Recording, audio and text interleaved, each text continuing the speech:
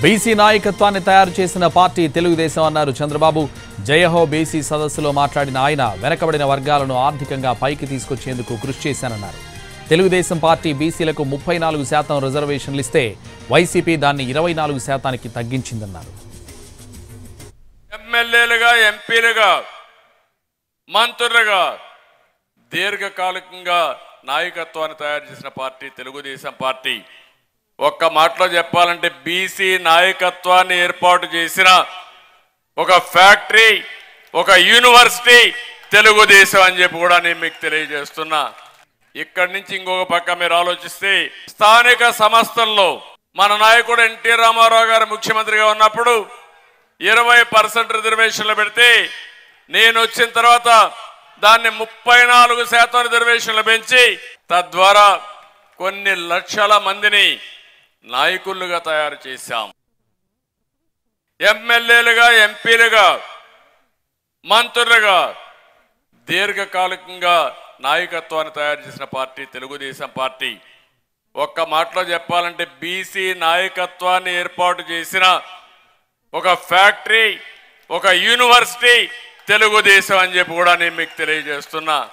ఇక్కడి నుంచి ఇంకొక పక్క మీరు ఆలోచిస్తే స్థానిక సంస్థల్లో మన నాయకుడు ఎన్టీ రామారావు గారు ముఖ్యమంత్రిగా ఉన్నప్పుడు 20% రిజర్వేషన్లు పెడితే నేను వచ్చిన తర్వాత దాన్ని 34% రిజర్వేషన్లు పెంచి తద్వారా కొన్ని లక్షల మందిని నాయకులుగా తయారు చేశాం.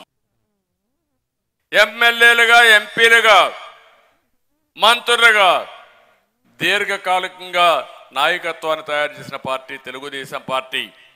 ఒక్క మాటలో చెప్పాలంటే బీసీ నాయకత్వాన్ని ఏర్పాటు చేసిన ఒక ఫ్యాక్టరీ, ఒక యూనివర్సిటీ తెలుగుదేశం అని చెప్పి కూడా నేను మీకు తెలియజేస్తున్నా. ఇక్కడి నుంచి ఇంకొక పక్క మీరు ఆలోచిస్తే స్థానిక సంస్థల్లో మన నాయకుడు ఎన్టీ రామారావు గారు ముఖ్యమంత్రిగా ఉన్నప్పుడు 20% రిజర్వేషన్లు పెడితే నేను వచ్చిన తర్వాత దాన్ని 34% రిజర్వేషన్లు పెంచి తద్వారా కొన్ని లక్షల మందిని నాయకులుగా తయారు చేశాం. ఒకసారి చూస్తే నిత్యావసర వస్తువుల ధరలు ఆకాశాన్ని అంటుతున్నాయి. పెట్రోల్, డీజిల్ ధరలు దేశంలో నెంబర్ 1గా తయారైనాయి. కరెంటు ఛార్జీలు పెంచుతూనే ఉన్నాడు. బుద్ధి కూడా లేకుండా, జ్ఞానం కూడా లేకుండా, ఎట్టగడతారని కూడా ఆలోచించకుండా పెంచుతూనే ఉన్నాడు. పన్నులు విపరీతంగా పెంచేశాడు.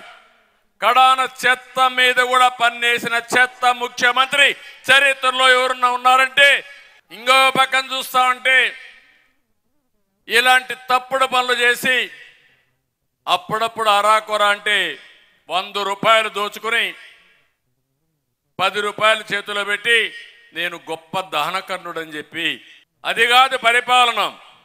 పరిపాలన అంటే సమర్థవంతంగా ప్రజలకు మేలు జరగాలి. ఒకసారి చూస్తే నిత్యావసర వస్తువుల ధరలు ఆకాశాన్ని అంటుతున్నాయి. పెట్రోల్, డీజిల్ ధరలు దేశంలో నెంబర్ 1గా తయారైనాయి. కరెంటు ఛార్జీలు పెంచుతూనే ఉన్నాడు. బుద్ధి కూడా లేకుండా, జ్ఞానం కూడా లేకుండా, ఎట్టగడతారని కూడా ఆలోచించకుండా పెంచుతూనే ఉన్నాడు. పన్నులు విపరీతంగా పెంచేశాడు. కడాన చెత్త మీద కూడా పన్నేసిన చెత్త ముఖ్యమంత్రి చరిత్రలో ఎవరున్నా ఉన్నారంటే ఇంకో పక్కన చూస్తా ఉంటే ఇలాంటి తప్పుడు పనులు చేసి అప్పుడప్పుడు అరాకొర అంటే 100 రూపాయలు దోచుకుని 10 రూపాయలు చేతిలో పెట్టి నేను గొప్ప దహనకర్ణుడు అని చెప్పి, అది కాదు పరిపాలన. పరిపాలన అంటే సమర్థవంతంగా ప్రజలకు మేలు సంపద అంటే రాష్ట్రమే కాదు, ప్రతి ఒక్కరి ఆదాయం పెరిగితే, మీ జీవన ప్రమాణాలు పెరిగితే అదే నిజమైన అభివృద్ధి.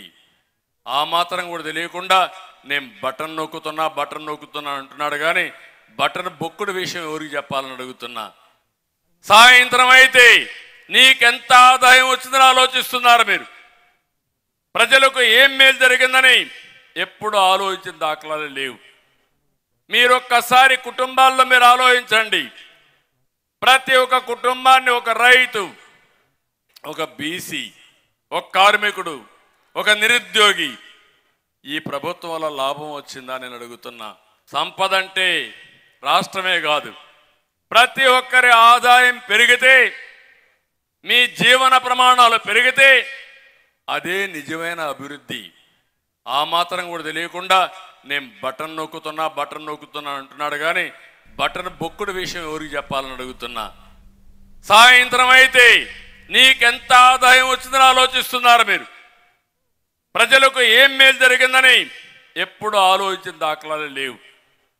మీరు ఒక్కసారి కుటుంబాల్లో మీరు ఆలోచించండి. ప్రతి ఒక్క కుటుంబాన్ని ఒక రైతు, ఒక బీసీ, ఒక కార్మికుడు, ఒక నిరుద్యోగి ఈ ప్రభుత్వం వల్ల లాభం వచ్చిందా నేను